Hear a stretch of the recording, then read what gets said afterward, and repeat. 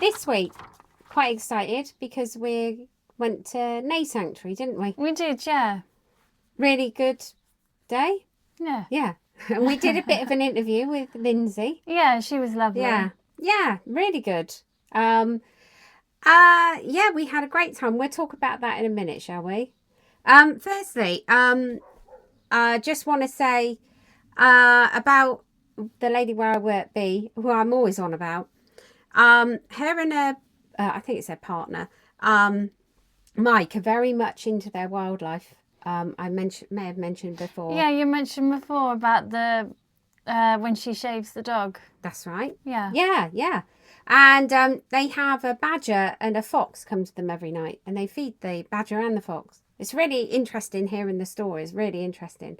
But they were talking about the other day how birds, like you put dry seeds out for the birds, and B was saying that you should make sure you put water out when it's really hot. So we've had a really spell of hot weather again, and it's quite dry, isn't it? The land's quite dry. So she said Mike said, if you don't put, this is an interesting little fact, if you don't put water out, if there's not enough water for them, they will actually leave the dry food and they will go off and eat berries, if there are any. If not, they will actually look for worms.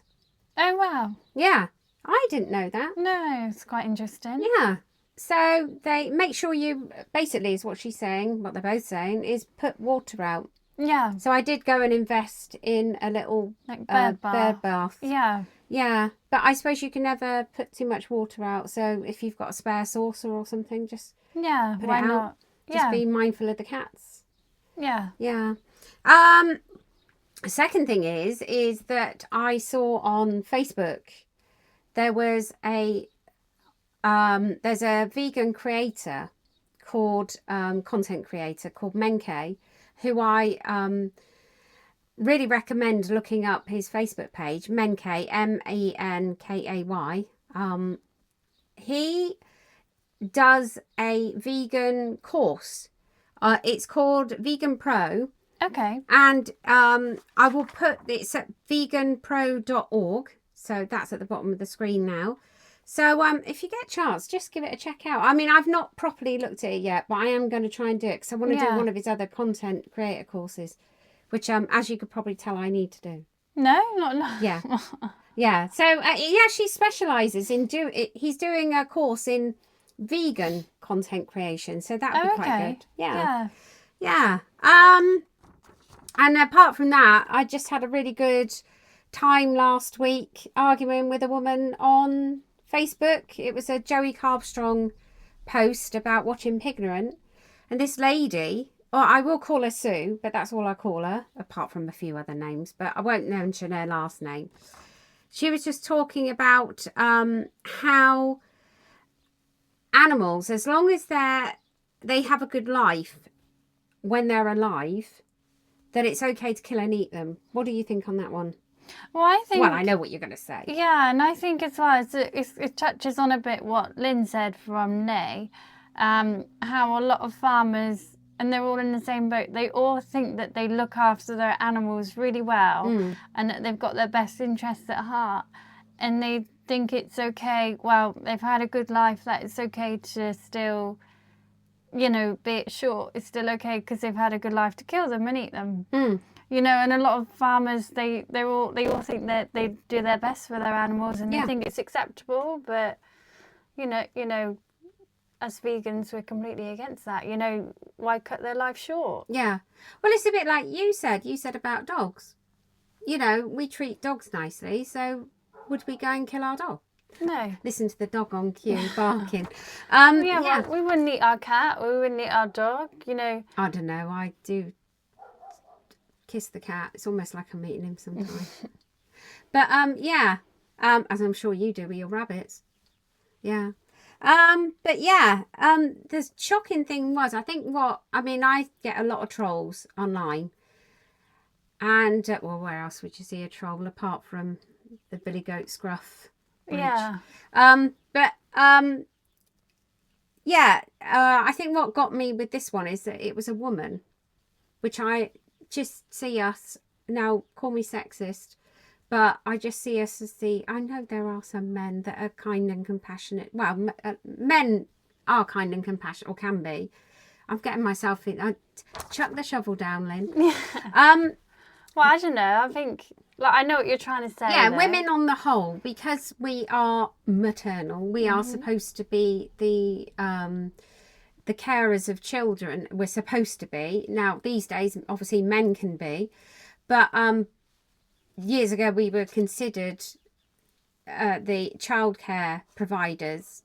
And so we would be naturally more kind and compassionate, I think. Hopefully, I'm not going to get this wrong. I think the fact that it was a woman saying it, and she actually said she's got horses, and she's got a lovely picture of a horse as a Facebook profile. But she said she would actually, as long as she kept up, which she does apparently, keep her horse nicely, she would actually eat it, which shocked me a little bit. Yeah, because I think, without going into too much of a tangent about it, I think, because veganism as a whole is very sexist, because it's abusing, because in most animals, like species, a lot of farmers sadly make their money from the female, and they abuse the female, because a lot of the males, when they're born, they're sort of discarded, or they're, you know, not worth as much because they can't rebreed, you know, because obviously you can have, say, like, one male that can breed like 100 females or something, you know, so it's a very sexist industry, isn't it? The farming industry. So they abusing, like, the females, and I think, as well as myself as a woman, and that's gone through, and, you know, having children, where you're having that maternal instinct, and you're having all, like, you're carrying your baby inside you, and you're nursing it, bringing it up and stuff like that, you know, and I just think it's just, you know, I just think, how can that woman do it? I just don't know. You'd think that she would have that compassion towards her own horses, you know, because she looks after it, she nurtures it, and then how would you want to go and eat it then? It's just, I don't know how that thought wouldn't even cross my mind. No. How can you, yeah. Yeah, no, I completely agree with you. Now, before we go any further, I'm not saying there aren't men that can't be kind and compassionate and feel paternal. And if they're single, let me know. Yeah. Yeah. Yeah. Answers on a postcard, please. Please apply. Apply on a postcard. Yeah. No, just message us if you're single. Yeah. Not for me. I'm married.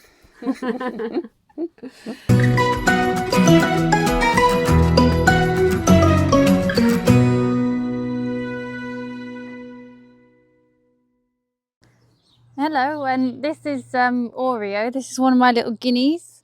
So you can tell why he's called Oreo, probably because of the colours of him. I've had him for about 2 years now, and I wasn't 100% sure how old he was when I got him. And I did get him with another male, and they'd been together from quite a young age, so they were still all right to sort of carry on living together, and they don't fight or anything, and they get on like brothers, but I don't think they are brothers, but they're really sweet. But I can't keep them with the rabbits, unfortunately, because they don't make good friends. But yeah, they're still underestimated, I think, little guinea pigs, and they are really cute, if you can see them.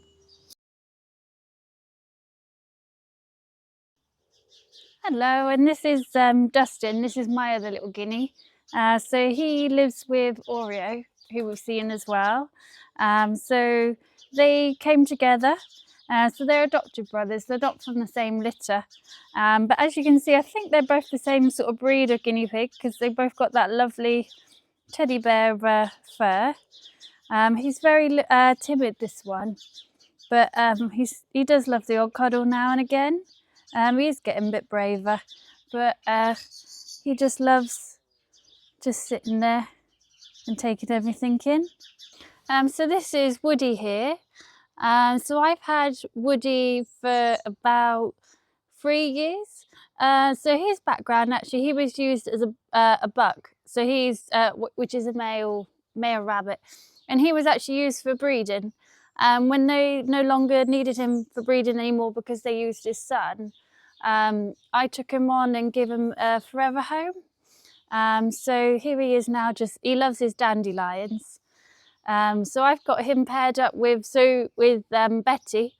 And so over a period of time, I had them bonded together. I've had Betty for about 2.5, 3 years as well.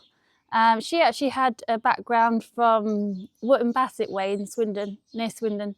And when I actually acquired her, so it was quite a sad story. When I actually acquired her, I didn't realise about a week later, she actually gave birth to some rabbits. So the reason why they were getting rid of her was they didn't tell me until after that. She'd gotten pregnant and they didn't want the litter. But sadly, they didn't make it in the end because I think there was a few complications and they were all too premature. But she recovered really well, and like you say, she's just living her best life with Woody now. So this is Bruno here. I'm not too sure actually how old Bruno is. So I actually acquired him from a lady in Westbury who rescued him as well, but she couldn't keep him anymore. So I don't actually know how old he is, but I've had him for about 3 years. And as you know, that rabbits can actually live up to 12 years old. There he is, he's just eating his dandelions. Luckily, all the rabbits we have love dandelions. And he's there with Bluebell. So I've had Bluebell for about 2.5 years. And I slowly bonded them two together, and they're just living their best life together, really. Best of friends, keeping each other company, because as you know, rabbits, they're not very good on their own. They get too lonely. So it's lovely how we've got them paired up together, and there they are, both munching on their dandelions.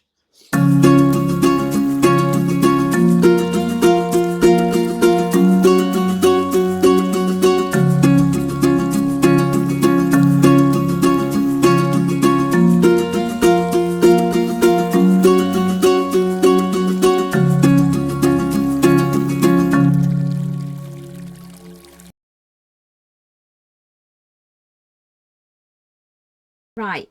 So as we were walking in, Yeah.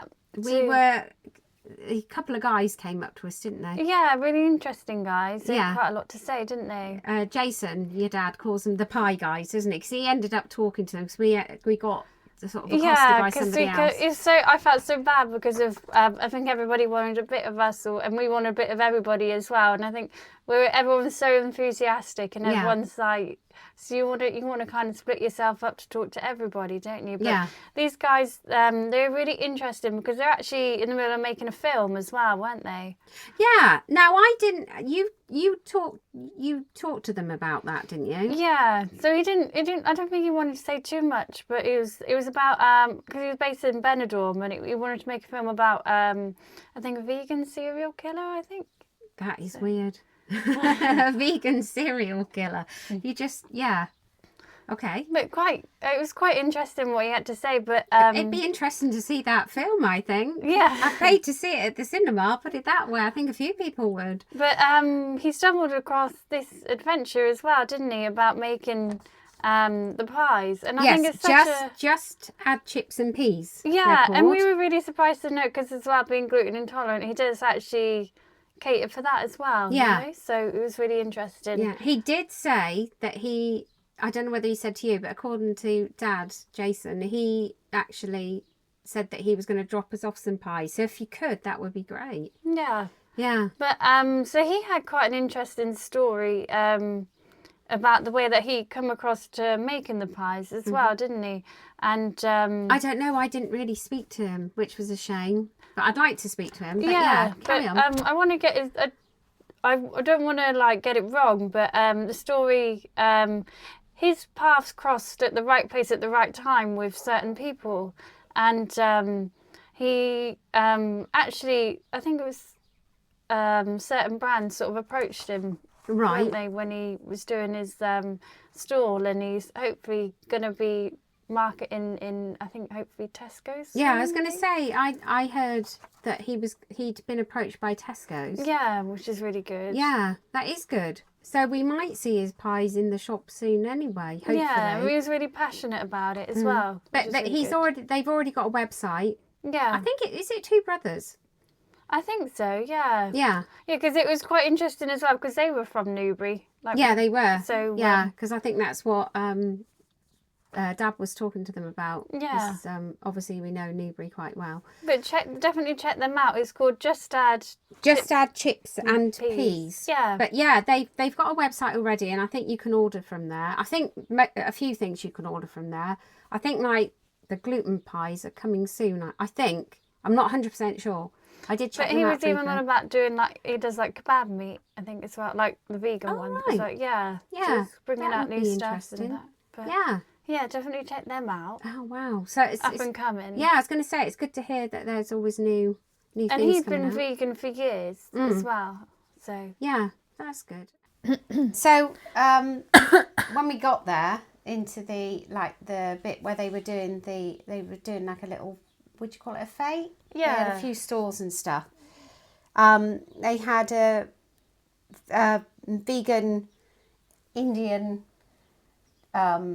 stall, didn't they? Yeah. That did eat of Indian food. Yeah. And it's called the Vegan Indian.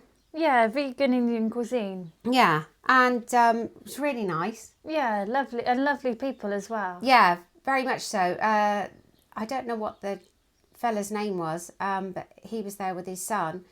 He was quite passionate about telling us how he went vegan. It was through his daughter, I think, wasn't it? Yeah. Yeah, I think she didn't she go vegan first, and he went vegan with her or something. Yeah, and they said that so they had like quite a lovely story, because they all pretty much went vegan together, didn't they? Yes, yeah, they did. Yeah, and but it just shows how good their food was, because when I turned up there, they were sold out. Yeah. But he did actually make me up like a salad with all like the things that were left, and I tell you what, it was really, really nice. It was really, really nice. Dad had a samosa, I think it was. He enjoyed that. It was very, very nice. Yeah, and I had a bit of the salad, and it was lovely, wasn't it? Yeah. So they're called. Yeah, you did. You had some of my salad, didn't you? They're called the Vegan Indian Cuisine, and they've got a Facebook page. They're on Instagram, and the website, they've got a website, is down below. They're based in High Wycombe, and they go around to all the local food festivals, vegan festivals, and they wanted to be able to serve like healthy, nutritious, wholesome foods, didn't they? Yeah. And they, because of looking on what they do, and they actually like to change their menu sort of every 2 weeks to give you like a nice refresh of like a good cycle of foods. Because I think they like to pride themselves in they're not just serving up your tikka masala.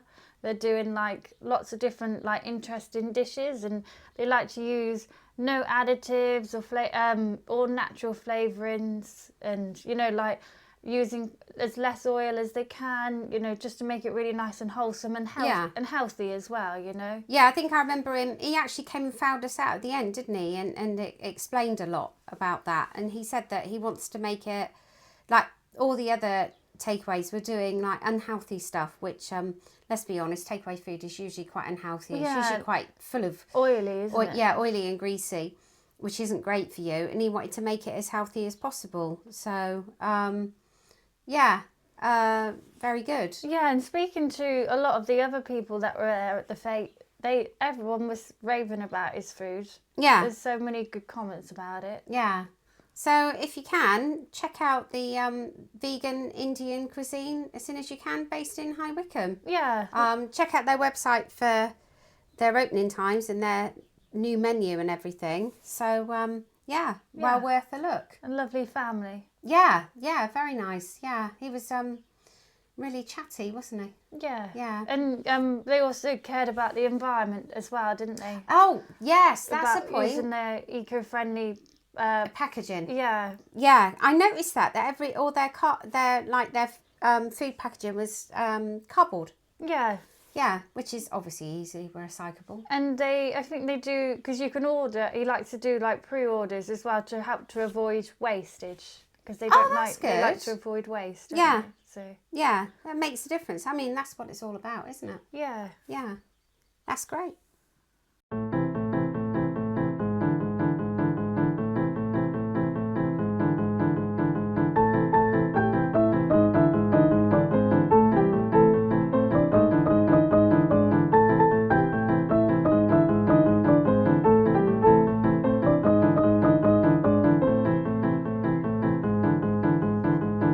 I think a lot of vegans, it would be their ultimate, I mean, I know I would love it. My ultimate dream would be to run a bit of a sanctuary. I'm sure you would as well. Yeah. I would love to, but a lot of it comes with a lot of hard work and fundraising, and you're constantly caring for the animals. As you'll hear in the interview that's just about to come up with Lynn from Neigh. We'll talk about Neigh now, shall we? Yeah, shall we? Yeah. Neigh is on a farm that used to be a farm in Watlington. I'll let you listen to the interview, and then Lynn herself, who runs it, can explain, the founder. We were just absolutely blown away when we turned up to their open day last Sunday, weren't we? Yeah, because she was such a passionate lady and she had so much to say, and she's got such a lovely background as well. And she works with a lot of like volunteers as well, like with like special needs backgrounds. She just gives so much back to society, doesn't she? Yeah, she runs home education class, like sessions. She calls them sessions, doesn't she? And what is it? She doesn't call it, she calls it donations, doesn't she? Yeah. They pay, not a fee, it's donations, which I think is such a nice way to put it. Yeah, definitely. Because she says it's like people from all different backgrounds. So like if you've got a disadvantaged background, so like you might not be able to pay. So she has a suggested fee. I think, but it's like, if you can't pay that suggested fee, some people can pay more, some people can pay less, so it sort of helps to balance it out, doesn't it? And it's sort of like she really gives back to the community, I think, doesn't she? Yeah, she does. You know, and I think not just the human community, the animals. Definitely. What we both loved about her is she calls it guidance. So she's like a guidance to, she doesn't own the guardian. Yeah. She doesn't own the animals, she's a guardian to them. Yeah. She looks after them, and they're her family, aren't they? Yeah. Well, we'll let the viewers watch the interview. I'm sure they'll get an idea of what we mean. Yeah. Yeah.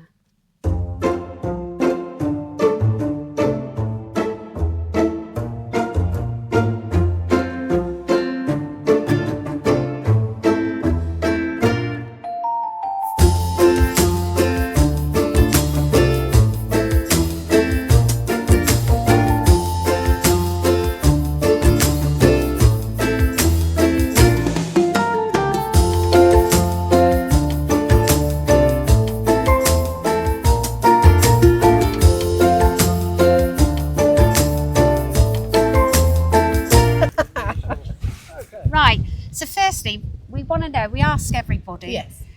how long have you been vegan and why did you go vegan? The first part's really easy. So I've been vegan 11 years, 12 years this Christmas. My mum went vegan with me at the same time, which is really cool. Why? Because I learnt the truth. So I've worked with animals my whole life. Yeah. It never sat right. I didn't like meat, I didn't like eggs, but I didn't really know, I guess, that it's an option, which sounds silly because again I heard that you've been vegetarian for quite a long time. It wasn't how we were brought up. No. And I think that's one of the things we're trying to change. Yeah. So as soon as I looked into it a bit more, I was like, oh, there's only one way. Yeah. That was it. Simple as. Yeah. And how did this come about? So I've grown up here. My dad was in the RSPCA back in the 70s and 80s. And he went back in the 70s and 80s. They had like lions and tiger cubs in flats in London. And they used to take on a lot of horses. And the horses would go to like an RSPCA stables. I mean, this is back when the RSPCA was one of the few animal charities around. And my dad was a big ambassador for welfare, and he would go to a lot of the horse shows in London, and he would close them down because he didn't like the way it was being treated. So there were lots of horses with chains underneath sheepskin and lots of equipment and tack they weren't allowed to use. And then my parents, that's how my mum and dad met. And then they came out of London looking for grazing, and were heading to Vale of the White Horse, and took a wrong turn and came to a place called Christmas Common. Met someone, chatted to someone, managed to rent some land, managed to buy some land back in the days when I think a small part of the farm cost about £18,000 as opposed to the ridiculous prices that we pay these days. And so I actually grew up farming. Right. Because it was agricultural land and you had to be seen to be farming. So I remember raising ducklings, I remember sorting eggs. And I remember, so my parents bought a herd of Highland cattle down from the Isle of Skye, and they bred Highland cattle which were exported to Europe for land management. So it wasn't really the farmy side of farming, but I do remember animals being slaughtered and processed because it used to be done on a farm and someone would come and do it. Yes. But it didn't sit right with any of us, but it was what you had to do on agricultural land. And then in the 90s we stopped exporting because of BSE, and the animals just lived here, and I was like, actually this feels a bit more comfortable. And then unfortunately my dad became very unwell, so we stopped any sort of breeding as well. And then at that point my dad passed away, but my mum and I went the other way and went, well, actually we're much more comfortable with this. And like I said, we looked into veganism, and the rest is kind of history. Neigh I set up just about 20 years. Yes, sorry, You dude. can have another £3.50. Oh, Tor, you're so lovely. My goal was 100, and that's how much I was over. Tor, you are so cool. I'm so proud of you. Thank you ever so much, darling. I will Thanks for go. giving me the opportunity to do this. Anytime, dude. bless. Any dude. See you, sweetheart. Is that one of your lovely volunteers? Yeah, so this is actually one of our Neigh nerds. So, so Neigh just kind of naturally came about. My background's in psychology, and I've worked with lots of adults and children with disabilities. The farm is my passion. I can't even remember your question now, sorry, so I am going off on a tangent. So No, just no, bring no, me it's back lovely. in. It's nice to hear your Yeah, story. I was going to say, Yeah. you go where you want to go. It's really hard. You be free. So yeah, after my psychology degree, I went to go on to be a clinical psychologist. I went to Broadmoor, where I was going to work with women in prison. And in my interview, they said, how are you going to deal with the stress and how are you going to cope with your mental health? And obviously I spoke about my home and the farm and the animals. And then when I was offered the job, I went, maybe this isn't the right path. So I started working in lots of different settings. I worked for Mind, which is a mental health charity, and I worked for Bernardo's. And I just kind of gathered experience. And then naturally it all kind of came together. So the people I started supporting, I got friendly with their families. They would come to the farm. The animals had a really profound impact on a lot of people. Oh, yeah. And it just kind of blew my mind. And so it kind of naturally evolved. And so, yes, that young gentleman is one of our home eds who has been coming since he was about 5. He's now 13. And he's become his own little entrepreneur, creating these wands. And he comes and collects like the horse hairs or some wool or something, and he puts them inside the wands as part of his thing. And so, yeah, he's just given a donation for the stall he's held at today. Oh, isn't that lovely? Sorry, that was a mismatch. No, that's all right. No, that's fine. So how do you find the animals that you keep here in the sanctuary? So it varies. So we have our last Highland cow, Venus, who, like I said, is the remaining. Yeah, hopefully. she's gorgeous. So I hope someone got to take you in with her. If not, we can do that another time. Please come back and visit when it's not this Yeah, week. we might don't well tend to take do. kids in with her because she's very playful. Yeah. And so then Deanie is a Wagyu. She came to us through a friend who was actually a meat buyer for a very large American supermarket that does very well in the UK. Okay. And they started an initiative with young farmers to breed Wagyu beef in the UK. And it was at the time my dad passed away, and he kind of gifted her to us, thinking, well, maybe you would like to breed Wagyus. That is obviously not the path I take. So Deanie is 13, and she is a very happy cow, just being pampered. She likes being brushed and groomed, and she likes people sitting with her while she sleeps. And again, she's been a really good ambassador again for cows, but actually they're as playful as dogs. They have very complex social structures.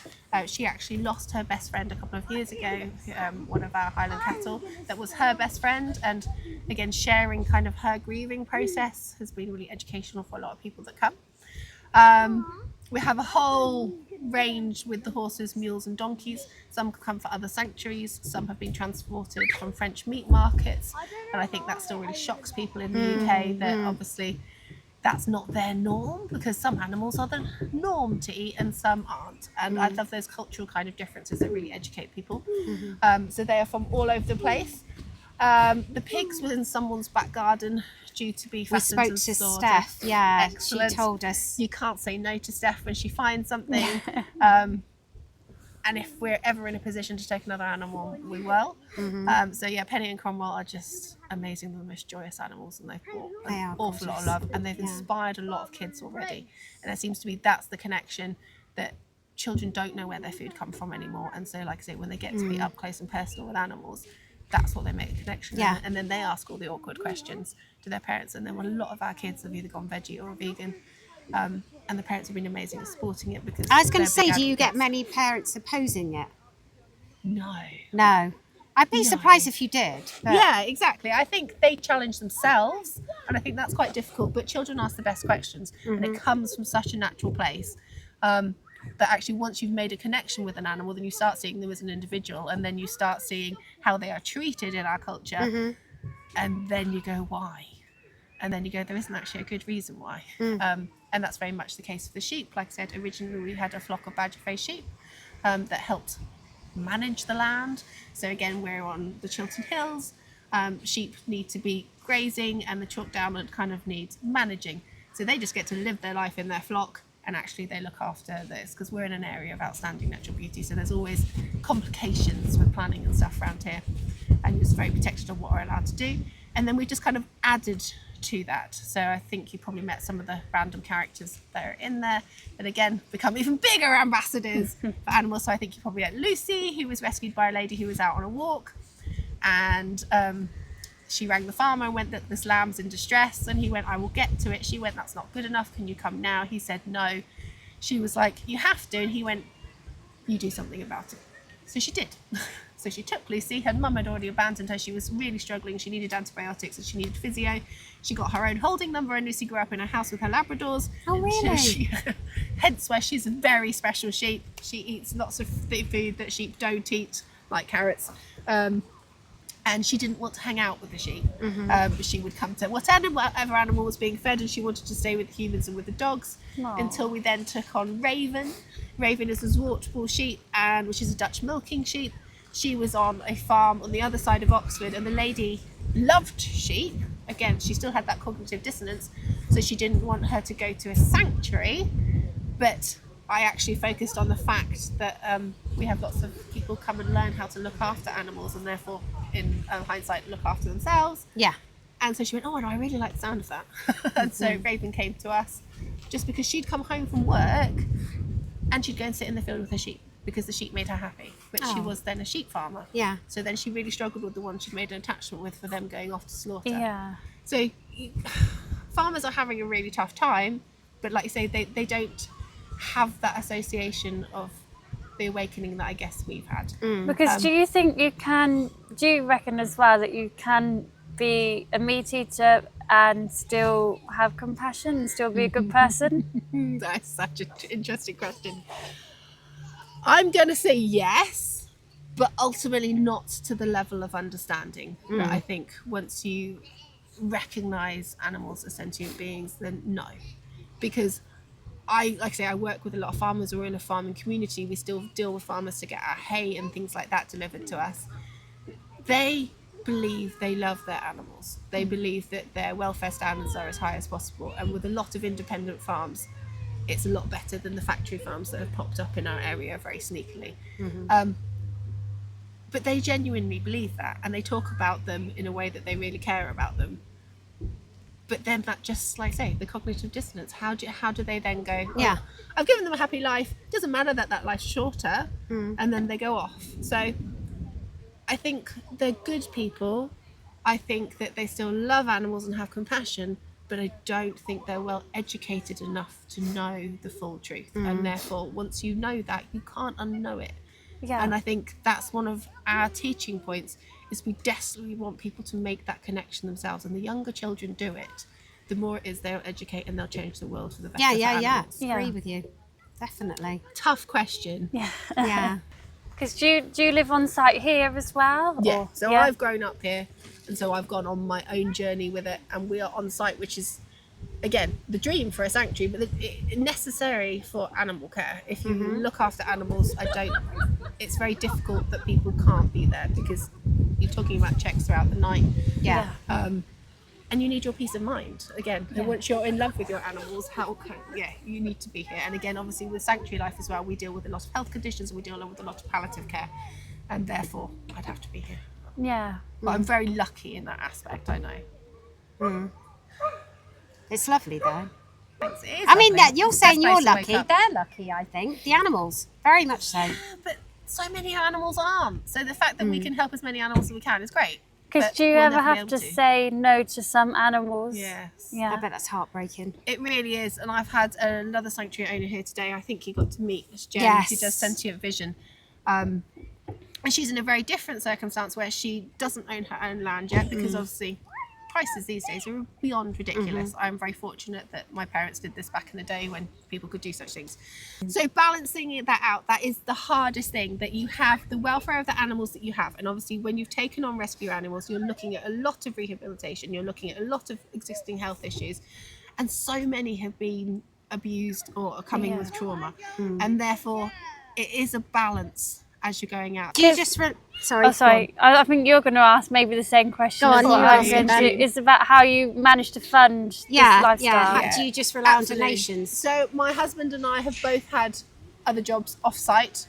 However, like I say, Neigh has kind of been growing, as in we have adults and children visit us to learn about animal husbandry, and they donate money to come and do that, which helps supplement the animals' feed. My husband and I now are home all the time, which is much easier, because obviously there's the maintenance and the day-to-day care, and therefore we can help more people. And particularly since lockdown, there are a lot of unhappy teenagers. Social media obviously has a massive part of that. Yeah. And teenagers probably learn the best about animals.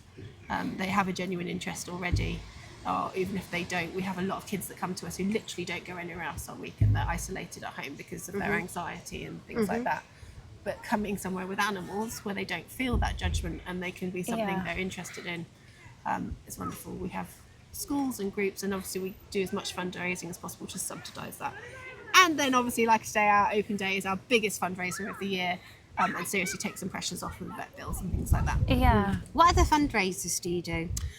So we've done all sorts. We've done online auctions. Lots of kids that visit then feel very inspired. We've had kids climbing stairs, the amount of times it would take to climb Everest. We have sponsored walks. One of our vegan runners, barefoot vegan runners, who is here today, he did an ultra marathon for us. We do all sorts. We're always open to new ideas. But we do a lot of craft sales. We do a Christmas market.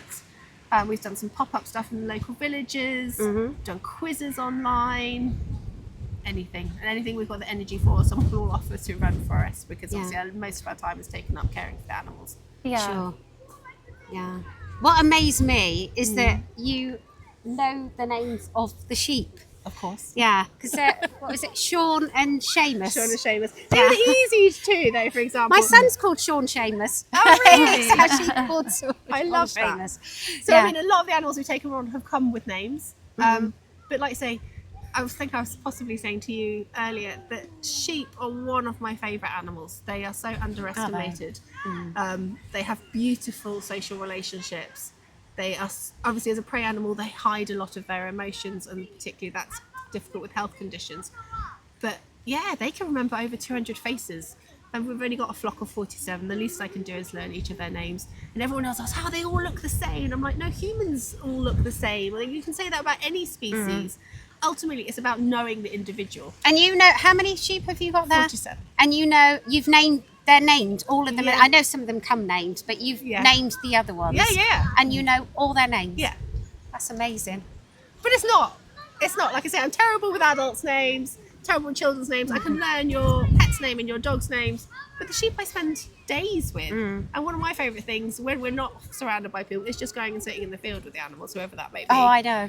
Yeah. That's what rebalances us. And that is probably all I will be doing this evening, just to kind of de-escalate from the day. So Sure. they give us just as much as we try and give them. If not, they probably give us more. Yeah. So the children that come, do they just come certain days? They pay for sessions, or Yeah, so what they happens? donations for sessions. Some of Donations. Yeah, that's what we like to call it. So it isn't set fee, so it's accessible as possible to That's everyone. lovely. Again, same Yeah. with entrance fee. It's a suggested donation. Yeah. That's what works best, and it helps most people access us. Yes. Those who are in a more financially stable position are able to give more, and again, they quite often volunteer to help towards other people's sessions. It's very much, again, we're an individual basis. We treat our animals like individuals. And I know I say our animals because I use that frame. Although I feel I'm a guardian for animals, it's like saying our family. That's how I use that. And I know I think we can actually see they're your family. Cool. I think that comes across, don't you? But I mean, it's so important, the language we do use when we're talking about animals. So I just wanted to clarify that a little bit. But then, like I say, some of our schools are very good in the area, that they're having kids that are having a rubbish time in school, or a complete school refuses down to emotional anxiety. And it just works. We work with a lot of adults with disabilities as well, who just need interesting places to get out and about, connect with their friends, be free to express themselves and get involved in everything, and find an accessible way of doing that. I love that, what you said earlier about that they can come here and they have no judgment because it's from the animals, obviously. Yeah. And again, I mean, that's become much more. There's a lot of animal-assisted therapy or animal-assisted interventions, and it's not always done with the animal's interest as well. I'm afraid our animals are always the most important Sure. thing. If they don't want to interact that day, fine. There are plenty of other animals that probably do. If they all said no on one day, I would explain that to the person who's coming to visit and be like, well, actually, that's not their day. I bet you feel like that. So it's always about drawing parallels and what we can learn from the animals. Because they're authentic. Humans quite often aren't, but animals are authentic. And I think that's what we try and teach.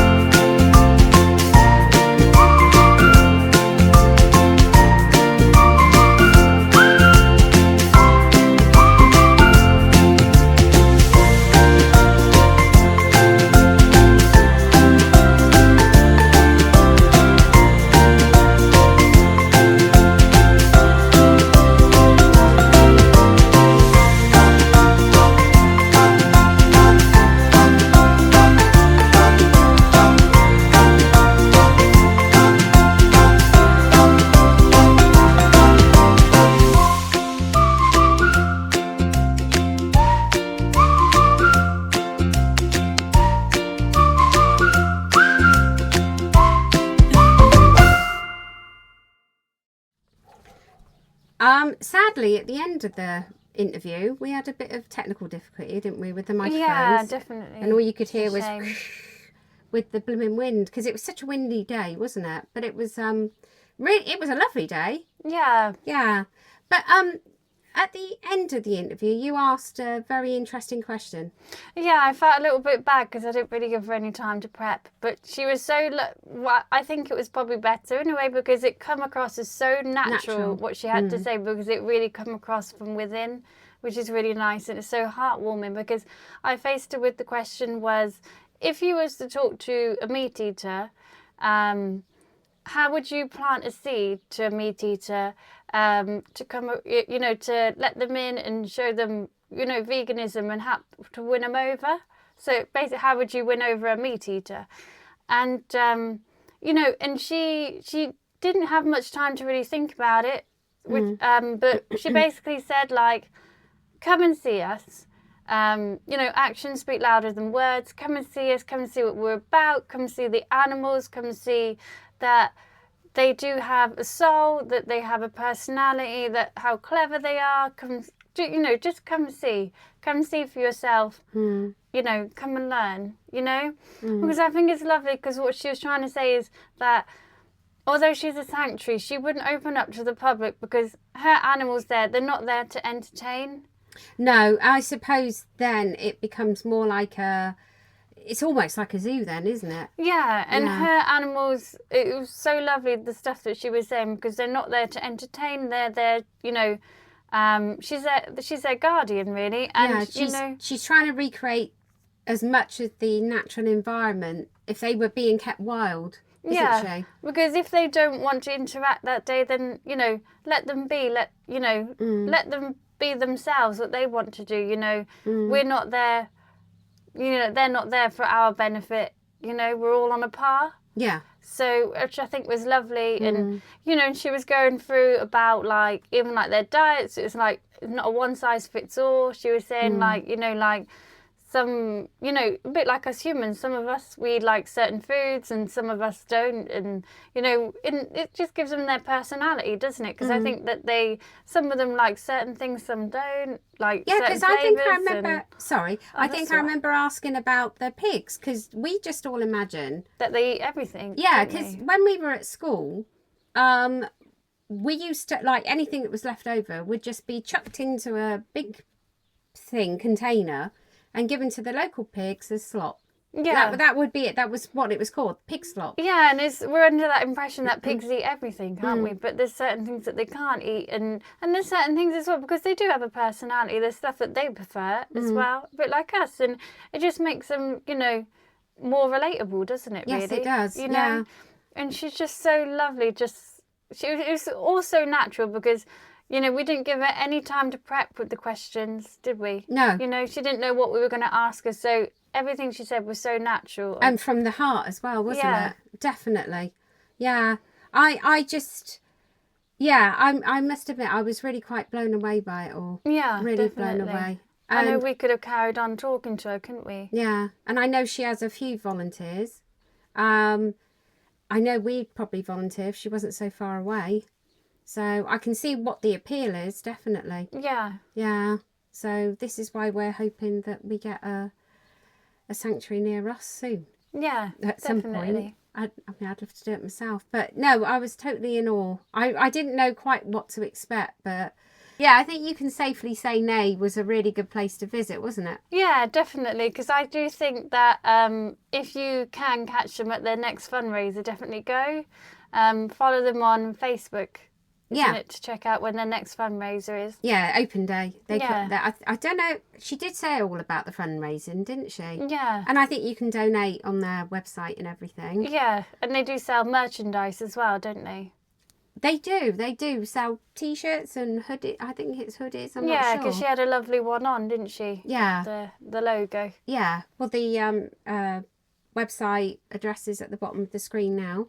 So yeah, but like you say, I think if it was open to the public, I think it'd be more like a zoo.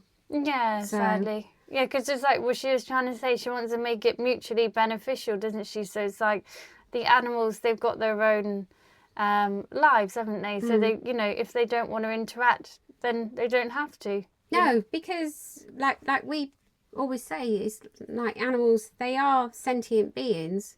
I mean, if you don't want to do something, you don't really want to be pushed into doing it, do you? No. So yeah, but yeah, certainly check out their website for their open days, because it's well worth getting along to see them, isn't it? Yeah. Yeah. Anything else you want to say today? If you can do anything, be kind. Yes, I nearly didn't say that. Mum, that's People need that's our reminding. slogan. It is. If what was the Caroline Flack? It was, we In got a- it from Caroline Flack, didn't In we? a world where you can be anything, Yeah, be kind. be kind. But ours is, if you can do anything today when you go out, be kind. Yeah. Yeah, you get the gist. Yeah. Yeah. Anyway, well, all that's left to say is very much thanks for watching. Very Yeah. much so. Thanks, Mum. Thanks, Dad. And we'll talk to you again soon. See you next time.